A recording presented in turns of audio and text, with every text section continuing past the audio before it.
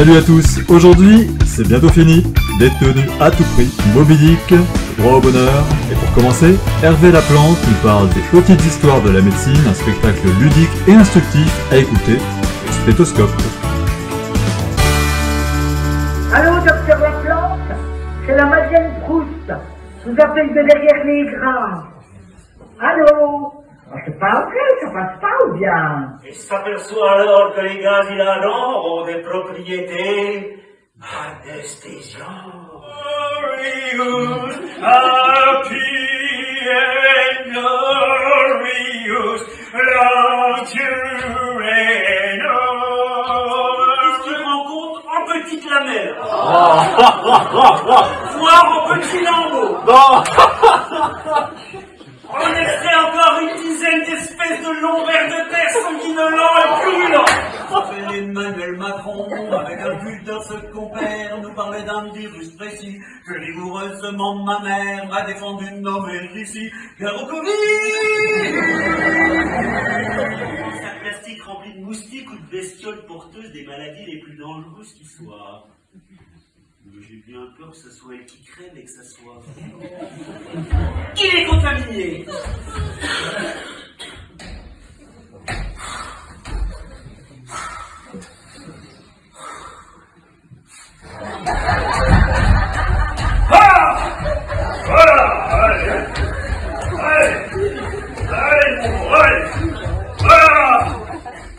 Mais pas avec une salade.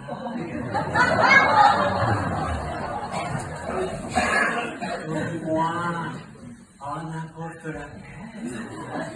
Moi je dis, quand on voit ce qu'on voit et quand on sait ce qu'on sait, on a bien raison de penser ce qu'on pense et puis de rien dire. Alors, pourquoi les petites histoires alors qu'il devrait y en avoir une et une seule officielle, non? Les petites histoires de la médecine, parce qu'en fait on a enchaîné les choses essentielles pour nous qui ont fait avancer la médecine, et donc ceci a été validé par un historien de la médecine. On a bossé avec un prof d'histoire de la médecine pour bien évidemment qu'on n'aille pas nous dire bah, vous avez inventé des choses, etc. Donc lui qui est un passionné de médecine, et en fait c'est lui qui m'a donné envie de faire ce spectacle. Je suis allé voir une de ses conférences. Ce monsieur donne des conférences en France, et sa conférence, enfin, j'avais trouvé que c'était un seul en scène, un one-man show. Il a beaucoup d'humour, et lui il dit toujours, en plongeant dans l'histoire de la médecine, on va à nos racines, on sait d'où on vient, etc. Et c'est vrai que dans des temps comme on vient de parcourir, que ce soit le Covid, mais bien avant la variole, etc., on s'aperçoit que c'est vachement important tout ça, que de voir comment ça a été traité avant, comment on a avancé, etc.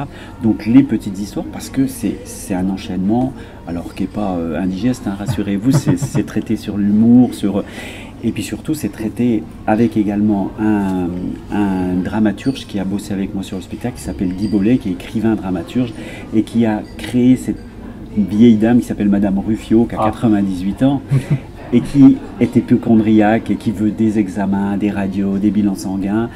On est tous un petit peu hypocondriaques, mais au travers de son hypocondrie, au cours du spectacle, eh bien, on va arriver à lui expliquer la peste, les grandes épidémies, l'arrivée des vaccins, etc. Voilà. C'était ça, et c'est pour ça que ça s'appelle Les petites histoires de la médecine. Voilà.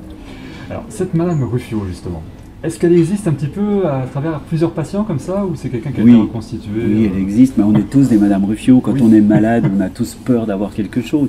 Donc oui, et derrière ce spectacle, qui peut être vu à plusieurs échelons, il y a un peu la galéjade sur certaines opérations de Louis XIV, etc. On ne va pas tout dévoiler, mais il y a du grand guignol, on va dire. Et puis derrière, il y a aussi les dépenses de santé, les examens, les dépenses etc. La demande des patients. Cette mamie, elle a besoin, elle a envie d'être rassurée, mais elle en demande. Donc des fois, elle n'est pas toujours contente après son médecin, parce qu'il ne veut pas lui donner ce qu'elle veut. Et puis le médecin, sa patiente l'énerve. C'est la vie en général, la relation médecin-patient, c'est la vie en général, c'est une relation de couple. Au bout du compte, on s'aperçoit qu'ils s'aiment bien, qu'ils se respectent, mais de temps en temps, il y a des tensions. Puis ces tensions, on les sent bien arriver dans le spectacle. Elles montent crescendo jusqu'à un paroxysme pareil qu'on ne va pas dévoiler. Voilà. Alors, c'est ce genre de personnes en fait qui sont très inquiètes pour leur santé. Comment on les gère justement au quotidien? Parce que bon, il y a le fait qu'il y a le spectacle, mais aussi la vie réelle. On me pose toujours toujours la question, quel est le rapport entre le spectacle et la consultation? La consultation, c'est un spectacle. On a une entrée, c'est-à-dire quelqu'un vient pour quelque chose, on a le dénouement, et puis on a la conclusion, et c'est un mini-spectacle à chaque fois. Une consultation, qu'elle dure 15, 20 ou 30 minutes, il faut arriver à englober tout ça. Et je pense que les gens, il faut arriver à les axer un petit peu, les diriger pour que on arrive quand même à leur faire comprendre ce qu'on veut faire nous, tout en étant raccord avec ce qu'ils veulent eux. C'est des fois c'est du tiraillement, hein, c'est pas toujours facile, mais c'est ça qui est intéressant. Et la deuxième chose, c'est le traiter sur l'humour. Moi perso, dans le cabinet, alors c'est ce que je dis tout le temps, on peut pas, quelqu'un qui vient avec une leucémie en stade terminal, on va lui annoncer ça, on va pas lui taper dans le dos en lui disant monsieur, vous en avez pour 3 mois, bien évidemment. Mais néanmoins, ça c'est des cas extrêmes. Entre-temps, on a toutes ces maladies qui peuvent des fois être graves, mais qui traitées sur le ton de l'humour, en ayant toujours un petit mot, on va dire gentil, sympa, plutôt. Je dis toujours, il y a le docteur tant pis, le docteur tant mieux. Quand tu dis aux gens, c'est fini, on va se revoir, mais ça va être dramatique, je veux dire, ils n'ont pas envie de revenir. Je pense que c'est déjà assez stressant d'aller chez le médecin. Si c'est pour entendre des choses dramatiques et puis qu'il n'y ait pas une petite pointe d'humour, alors sans doute que ça ne plaît pas à tout le monde. Je présume que de temps en temps ça peut. Mais moi, c'est mon cheval de bataille, j'ai toujours été comme ça. Les gens sont habitués dans mon cabinet. Alors, déjà, il y a quand même une grosse partie qui a vu le spectacle, donc ils savent à quoi s'attendre. Et d'ailleurs, c'est très marrant parce que j'en ai qui rentrent et ils me disent vous ne me ferez pas la fistule de Louis XIV aujourd'hui. Et ça arrive très souvent. Voilà. Non, voilà, moi je pense qu'il faut garder l'humour tout en étant respectueux, bien sûr. Voilà, c'est la base, bien évidemment. Voilà, mais je pense que la consultation, comme on disait tout à l'heure, c'est un mini-théâtre, hein, c'est une mini-pièce de théâtre. C'est du close-up en fait, un petit peu. Oui, il y a bien sûr. Ah oui, il faut arriver en quelques minutes à essayer d'attirer l'attention du patient, essayer de plonger dans ses idées à lui pour savoir pourquoi il est venu. Et puis la conclusion, c'est qu'est-ce que je lui donne, qu'est-ce que je lui propose, vers quoi vais-je l'orienter. Donc c'est une mini tranche de vie qui va se dérouler en 15, 20, 30 minutes, donc ça dépend du temps qu'on a à lui consacrer. Voilà. Ok.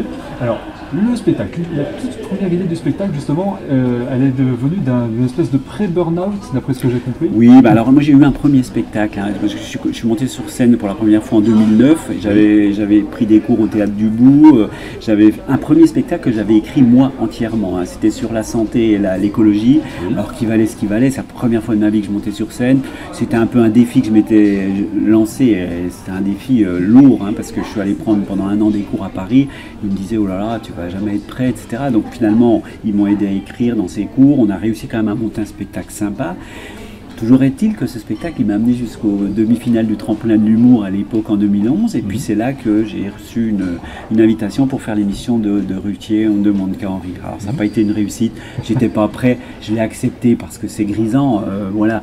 Mais objectivement, je me suis senti schizophrène là au milieu, quoi. Enfin, il y avait des écrans TV, on était en direct, il devait y avoir 7 ou 8 millions de personnes qui regardaient l'émission. On avait un sketch à faire en 3 minutes.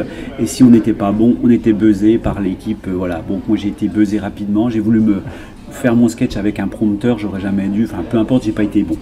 Mais j'ai été buzzé et il y a quelque chose qui m'est resté très longtemps en mémoire, c'est Catherine Barma qui m'a buzzé. Elle a dit on a plus besoin de bons médecins que de mauvais comédiens. Et ça, je l'ai eu. Voilà, alors Ruquier a tout de suite rebondi en disant mais moi je suis pas d'accord, j'avais lu le texte, le sketch était bien écrit, etc. Voilà, bon, bref, c'est passé, j'ai mis quelques jours à m'en remettre et puis j'ai dit on va pas en rester là. Et j'avais toujours cette petite idée d'histoire de la médecine parce que j'aime bien l'histoire de la médecine. Et puis je vous dis, le déclencheur, ça a été en voyant ce prof d'histoire de la médecine qui est en fait un gastro-entérologue avec qui je travaille en médecine générale. Ouais, qui s'appelle Philippe Mercet, qui est prof d'histoire de la médecine à la faculté de Besançon, qui est un mec vraiment avec un humour très particulier et qui est passionné par ça. Et donc je l'ai appelé en disant voilà, j'aimerais écrire ça. Donc lui il était banco, il m'a dit on se voit 2-3 fois et il m'a ressorti, donc alors les choses les plus connues bien sûr c'est Louis XIV, etc. Mais Angélique Ducoudray, la maîtresse des sages-femmes, peu de gens connaissent cette histoire. vibromasseur hein, en Angleterre, ce qui est l'histoire vraie, c'est des trucs complètement farfelus.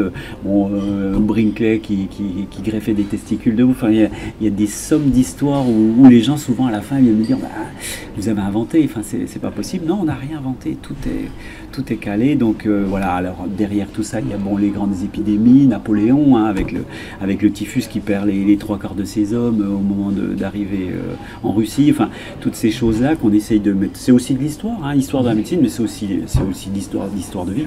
Puis alors la grande chose, je trouve, c'est cette lutte entre les médecins. On voit bien que c'était raillé. Par exemple, la plus belle histoire pour Philippe Mercey, c'est Laennec avec son stéthoscope. Quand il présente ça, tout le monde se fiche de lui. On lui dit, attends, ça ira dans un musée ton truc. Parce qu'à l'époque, on écoutait les gens avec l'oreille sur la poitrine. On voit ce que ça donne un siècle après. Le stéthos, c'est l'objet, comme on dit dans le spectacle, incontournable de l'histoire de la médecine. Donc toutes ces choses-là, c'est pareil. Le Jenner avec la variole, le pape, hein, le clergé lui dit la variole est un jugement de Dieu, la vaccination, un défi lancé au ciel. Et c'était clair et net, hein, il fallait pas. On a revu ça un peu dans le Covid en fait. Hein.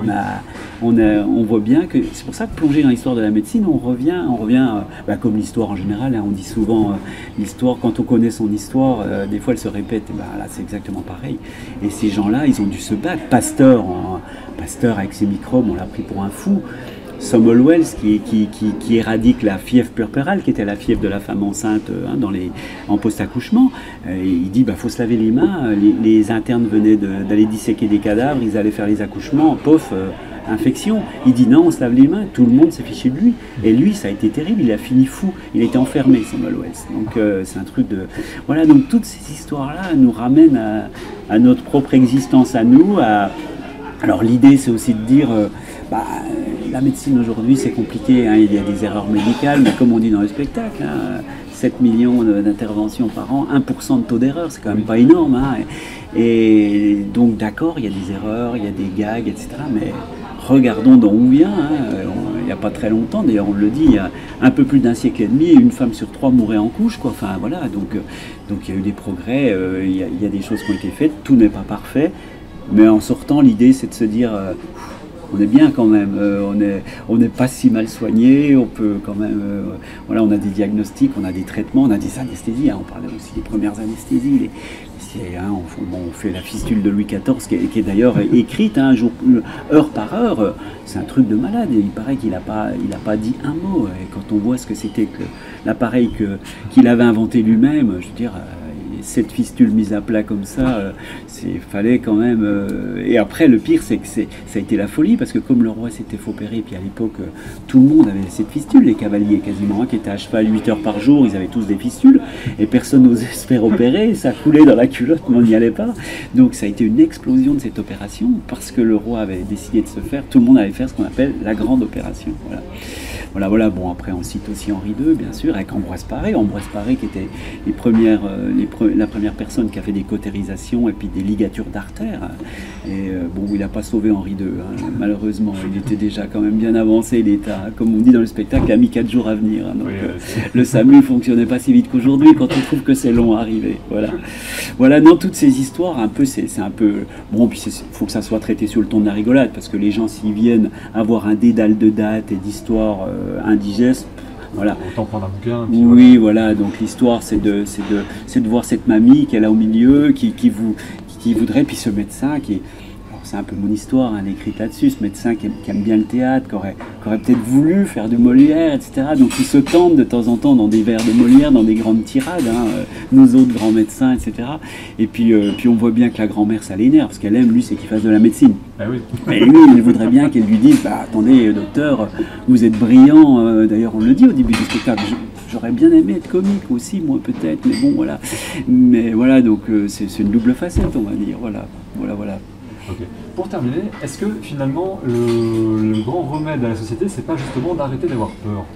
C'est une question large. Si, sans doute, mais on a une société qui se base sur la peur, que ce soit la politique, la médecine, etc.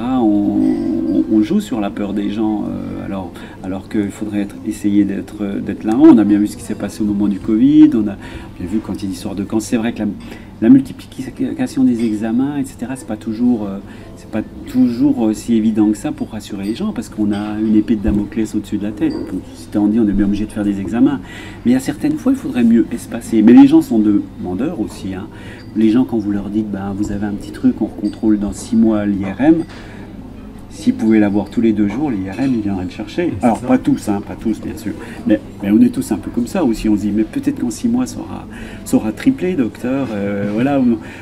On est dans une société qui gère tout à la minute, hein. On voit bien ce qui se passe avec les réseaux sociaux, avec tout ça, donc il faut que ça aille vite tout le temps vite. Donc on n'a plus tellement le recul nécessaire pour arriver à, comme nos pères, hein, dire, le médecin il fait une ordonnance, il disait vous revenez dans 6 mois, on verra. Maintenant on n'a plus droit à l'erreur, hein, en gros, hein. On est vite rattrapé par les gens qui veulent du rapide et puis du instantané, on va dire. On est dans cette société-là.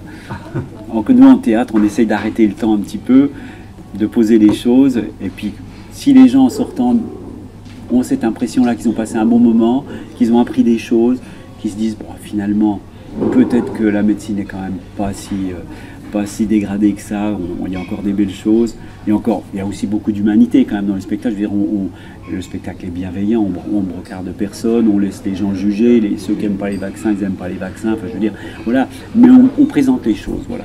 Il faut que ça soit, c'est le but d'un spectacle, je pense que c'est faire réfléchir les gens. Je trouve qu'on a perdu souvent ça dans les spectacles. Des fois, on a deviné ce qui va se passer et ça ne nous amène pas à réfléchir sur des choses. Et je trouve que c'est ce qui est sympa avec ça, parce que le but, c'est d'essayer d'un petit peu aller piquer où ça pique, en se disant tiens, oui, peut-être que finalement j'en veux beaucoup, et puis peut-être qu'on pourrait laisser un petit peu faire le temps, voilà, du temps au temps.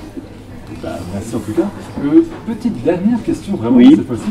Il y a un spectacle en cours d'écriture, je crois, un deuxième... Oui, la suite est écrite, ouais. Alors la suite est écrite, on va pas tout dévoiler, mais la grand-mère meurt en fin de spectacle. Oh, 98 ans quand elle a ouais, le premier. Hein. Ouais, mais elle va ressusciter pendant le Covid. Ah ouais. Elle ressuscite au moment où on remballe nos choses à la fin du spectacle, elle est dans la boîte et on entend un bruit. Et elle ressuscite en plein Covid. Et là, ça va être encore beaucoup plus... on va nous emmener sur des chemins encore beaucoup plus irréels, on va dire. Là, voilà. On va peut-être sortir un peu des petites histoires de la médecine, parce que le spectacle 2, on sait que c'est pas toujours ce qu'il y a de mieux. Donc on va prendre un chemin différent, qui va rester dans la médecine, mais on va essayer d'explorer une terre laminée par le Covid, etc., avec une mère Fio qui serait là peut-être pour sauver l'humanité. Gabriel Donzelli est diagnostiqué à l'âge de 1 an d'un cancer au cerveau. Il retrace sur scène son parcours hors du commun avec beaucoup d'autodérision et une authenticité désarmante, et compose sous nos yeux différents personnages qui ont croisé sa route. Un spectacle entre rire et émotion sur la résilience et l'acceptation de soi. Bonjour. Merci messieurs dames d'être venus. Bienvenue donc à cette conférence de presse pour C'est bientôt fini. On peut commencer si jamais vous avez des questions. Oui. Ouais, bonjour. Didier Sbirou, les échos théâtrales. Pouvez-nous résumer votre spectacle? Oui, bien sûr. C'est l'histoire d'un jeune homme qui apprend à se reconstruire et à vivre sa vie à travers le traumatisme d'une maladie qu'il a eu enfant. C'est quoi comme maladie? Un cancer. À quel âge? 1 an. Quoi? Pas que ça m'arrive. Ah oui, d'accord. Ah oui, c'est ambitieux. Ça fait beaucoup, là. Oui. Oui, bonjour. Fabienne Morue, le journal du rire. Vous êtes sûr que c'est drôle, le cancer? Alors oui, justement, c'est un sujet un peu tabou, mais donc le but du spectacle, c'est d'essayer d'en rire. Ah bah, justement, pour nous faire une blague? Non. Ah, ok. Sympa le comique. Oui, oui. Hippolyte Rasoir, chanson.fr. Vous chantez dans le spectacle? Non, pas vraiment, non. Et vous pouvez? Non, je peux pas chanter, non. Populaire Magazine, il meurt à la fin? Non. Ah, pas plaire à la commune, ça. Elle est la sculpture, et vous mangez des fruits? Quoi? Hebdo fertile. Vous voulez des enfants? Je sais pas. Vous aussi, quand vous vous brossez les dents, vous avalez le dentifrice, comme ça vous pique et vous pouvez pleurer? Bon, ça, bon. Enfin, c'est n'importe quoi, là. Il y en a pas un qui a une question normale? Si, moi. Oui. Pourquoi est-ce que vous avez besoin de faire rire les gens?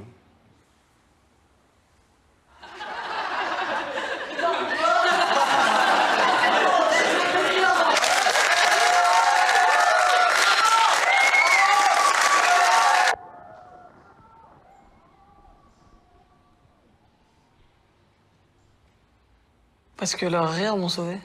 Eddie et Max ne se connaissent pas, et leurs vies sont loin d'être semblables. Leur seul point commun est d'avoir eu l'idée géniale de se faire volontairement incarcérer pour trouver des amis. Et maintenant, ils vont devoir cohabiter dans une cellule de 6 mètres carrés. Entre mensonges inutiles et situations absurdes, débordant de folie, de références pop et de générosité, la dernière comédie extravagante de la compagnie Beast en claque vous propose de vous évader le temps d'1 heure et quart dans ce huis clos irrésistible et surprenant. Et à ce jeu-là, on ne sait pas lequel des deux est le plus fou. Ton compagnon de cellule, ton co-détenu si tu préfères, je suis arrivé aujourd'hui. Eh, moi on m'appelle Eddie Kalash. Maximilien, c'est mon prénom, c'est comme ça que les gens m'appellent. On va faire avec mes règles, hein. D'accord. Bon,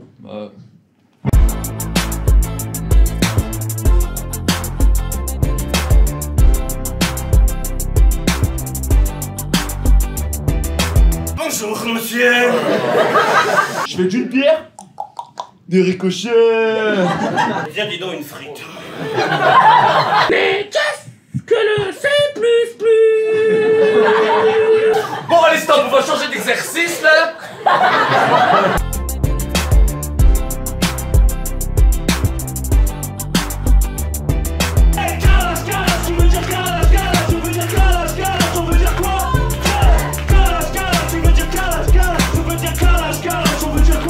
Comme une aventure à travers l'espoir, embarqué avec Ismaël dans ses rêves qui ne pèsent rien. Touché du doigt, poésie du drame d'être humain. Ismaël embarque sur le Péco, un baleinier dont le commandant, le tyrannique capitaine Achab, poursuit une gigantesque baleine blanche, Moby Dick, qui lui a un jour arraché une jambe, entraînant ainsi son équipage dans un voyage funeste autour du monde, à la poursuite du monstre dont il a juré de se venger.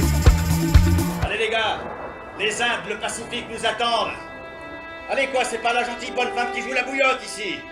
Quick, harponneur, retournez dans la mer. Appelez-moi Ismaël.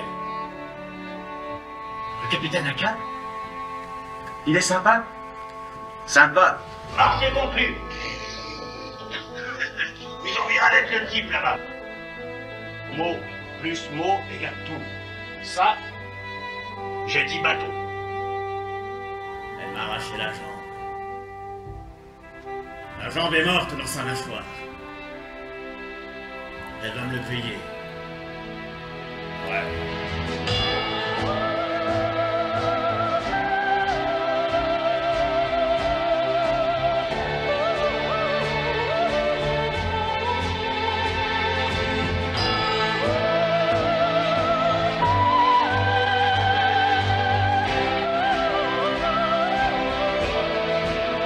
Et on se quitte cette semaine avec Olivier de Benoît. Il cherchait le bonheur et a trouvé une famille. Bien décidé à ne pas laisser ce revers temporaire le détourner de son objectif, l'incorrigible optimiste se lance dans une quête éperdue de la félicité. La morale de ce mémorable voyage initiatique pourrait selon lui se résumer ainsi.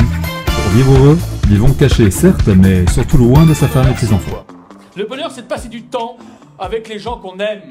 C'est pour ça que je suis ce soir devant vous, loin de ma femme et de mes enfants. Mon aîné, j'ai qu'une envie, c'est qu'il se barre de chez moi. Et on dit souvent, il passe le bac et il part après. Et donc Enzo, voilà, il passe son bac cette année, voilà, comme le jeune homme. Mais alors Enzo me dit, ouais, tu sais papa, hyper détendu, le bac on le file à n'importe qui. Je dis Enzo, tu n'es pas n'importe qui. Un homme sur deux, lors de son premier rendez-vous Tinder, vous savez, le site de rencontre Tinder, il passe plus de temps à regarder son téléphone qu'à discuter avec son rendez-vous calant. Mais il fait quoi avec son téléphone? Le taré. Et j'ai réfléchi et j'ai trouvé. En fait, il joue au jeu des 7 différences.